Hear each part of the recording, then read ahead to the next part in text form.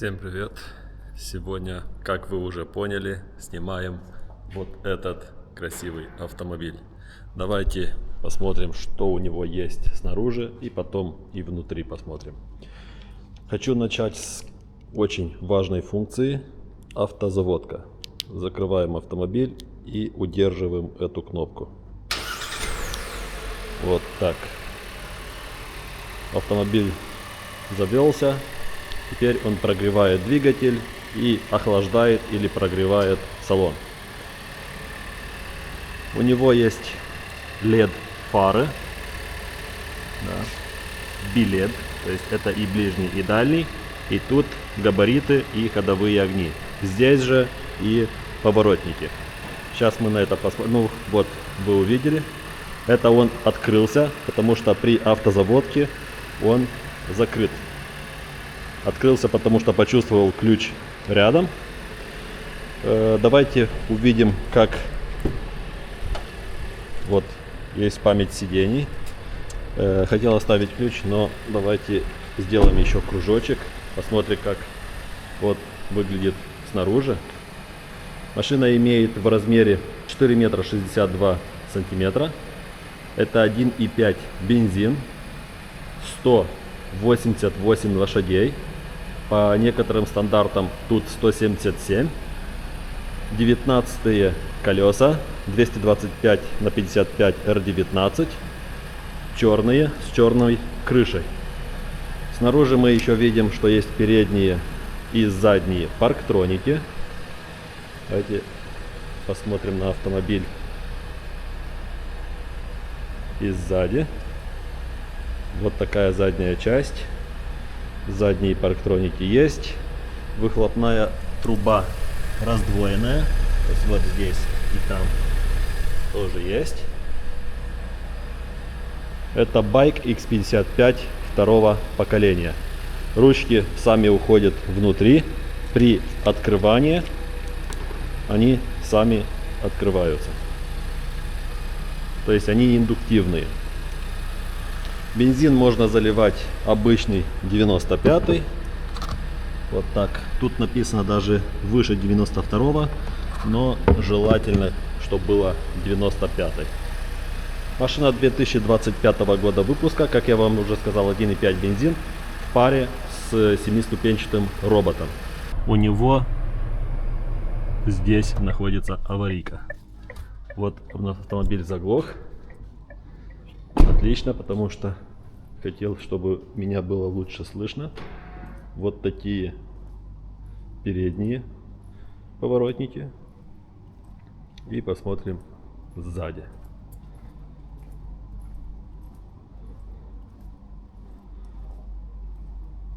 Все очень круто по-современному. Вот видите, сами, то есть когда вы отходите от автомобиля, да, сейчас он должен закрыться. Вот закрылся, я не нажал. Когда вы подходите с ключом к автомобилю, он сам открывает. То есть ручки индуктивные, как я говорил. Так, отключим аварийку, поставим ключи. И сейчас мы посмотрим и внутри. Давайте закончим снаружи. Еще один очень интересный момент в этом автомобиле — это его цена. В этой абсолютно максимальной комплектации автомобиль стоит 16 900 евро. Много это или нет, пишите в комментарии, но лично я не встречал автомобиля более укомплектован, в такой комплектации имеется в виду, с таким комфортом, в таком размере, так хорошо выглядящий. Вообще, то есть, и плюс ко всему, да, тут еще и гарантия 7 лет с лимитом на 150 тысяч километров. Получается, у нас есть все эти моменты в одном автомобиле, и все это за 16 900 евро. Лично мне кажется, просто нету конкурентов.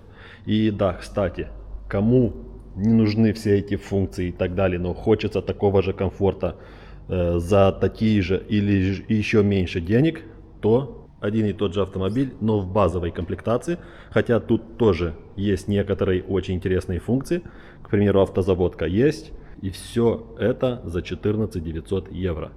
Напоминаю, автомобиль имеет заднюю многорычажку, то есть тут независимая подвеска, не балка.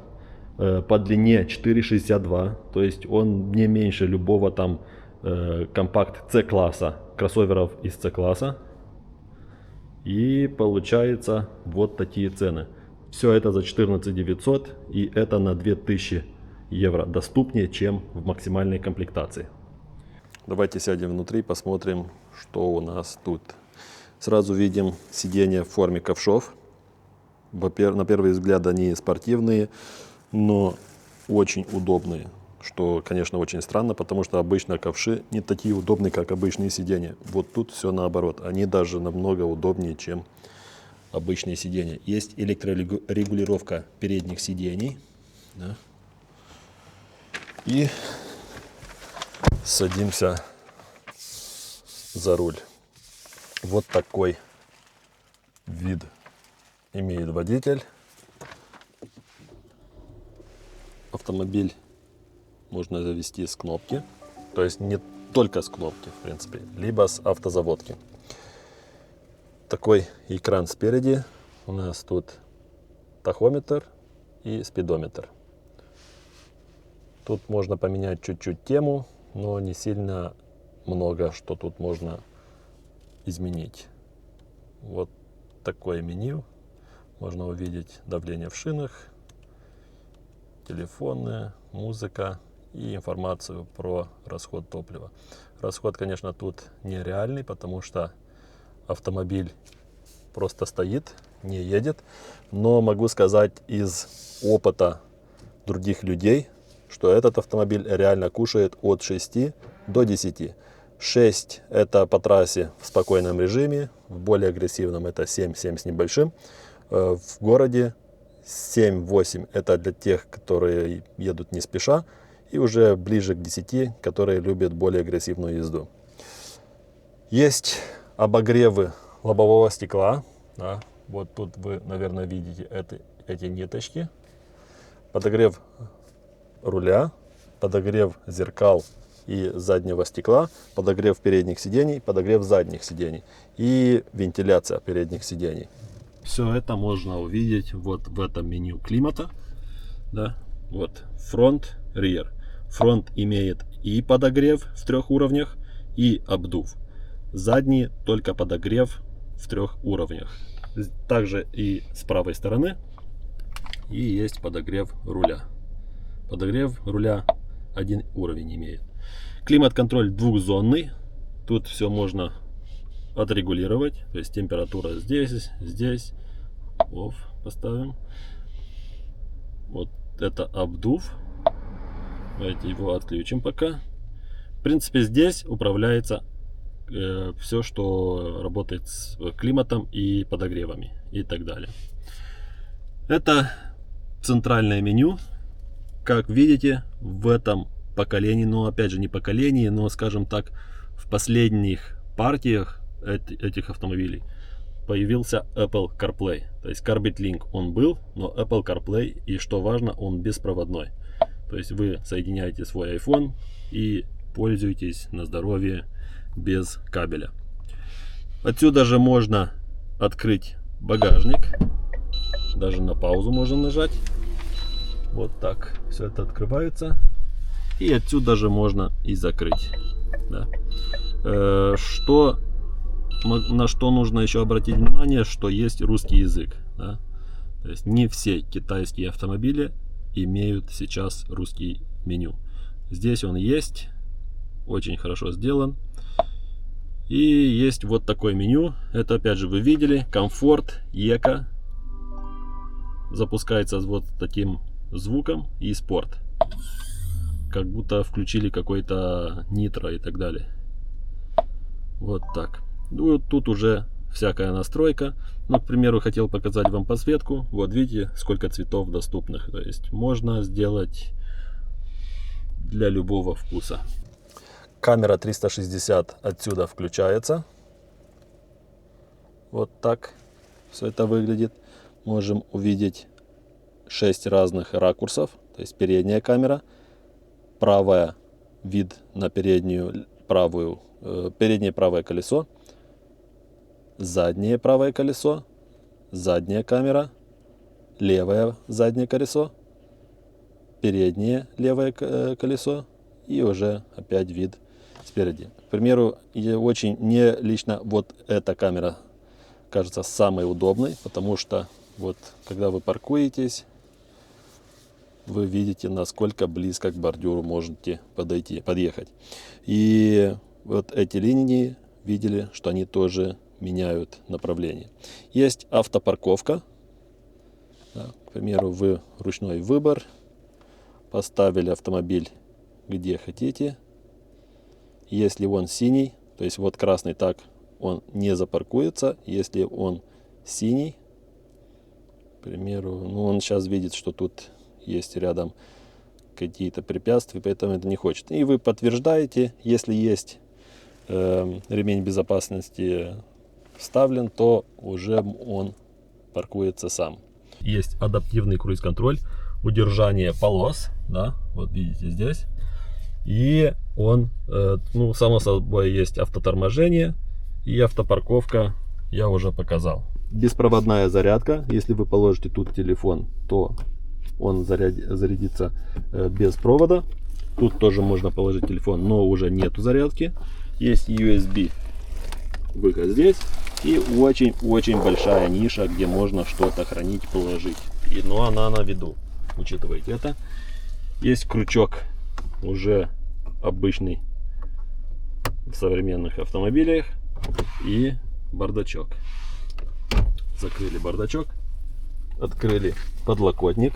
Подлокотник очень глубокий, большой, имеет розетку 12 вольт и имеет охлаждение, да? То есть можно использовать как холодильник. Закрываем. Так, по поводу сидений, видели уже, что они вот здесь имеют электрорегулировку, и что очень важно, они имеют память сидений. То есть водительское сиденье имеет память в 3 положениях. 3 водителя могут использовать этот автомобиль для себя. Сверху у нас есть, конечно, подсветка для зеркала. Вот так. Безрамочное зеркало. Есть кнопка аварийки и уже панорамная крыша. Тут это можно открыть, закрыть. И есть шторка. Шторка очень плотная, то есть да, тут можно открывать до конца. Шторка закрывает все, и получается вообще свет никак не проникает в салон. И теперь сажусь сам за собой. У меня 1,88 м. Вот так. Смотрите, сколько места остается. Ну тут 10 сантиметров даже, если не больше. Места хватает. Сиденье отрегулируется, то есть спинка сидений можно отрегулировать в 2 положениях. Да. Сейчас у нас максимально отодвинутая назад. Есть ровный пол, что очень многие водители желают у себя в автомобиле. Да. Нету этого тоннеля, ну, соответственно, автомобиль передневедущий, то есть нету полного привода. И сзади у нас, кроме обдува, есть розетка USB. И все. Так, в принципе, тут все понятно. Если есть какие-то вопросы, спрашивайте в комментариях. То есть тут 3 человека садятся очень хорошо. Есть изофиксы. Это уже must have в современных автомобилях. И давайте посмотрим на багажник. Багажник, конечно, электрически открывается, вы это уже увидели. Да, хотел показать изменения, потому что у предыдущих автомобилей тут было написано Beijing. И не только тут, но и на руле, и на капоте. Сейчас уже везде пишут байк. Кому и как нравится. Мне лично байк кажется чуть-чуть более европейское название. И вот нажали, и открывается. Есть шторка, конечно. Да. Розетка 12 вольт, подсветка. И в принципе все, что на виду, это все. Довольно вместительный багажник, но кому нужно еще больше места, если есть какие-то мелочи, можно вот в этом органайзере все положить. Тут у нас есть и домкрат, есть треугольник и вот такие довольно глубокие ящики. Под ним есть докатка. Вот, в принципе, такой багажник. Закрываем тоже с кнопки. И, наверное, заканчиваем наш обзор. Вот такой обзор у нас получился на Bike X55 второго поколения за 16 900 евро в максимальной комплектации. Пишите свое мнение в комментариях, купили бы себе такой автомобиль или нет, или может бы выбрали базовая комплектация за 14 900. Все это пишите в комментариях, будет интересно почитать и, конечно, ждите новых видео. Всем пока!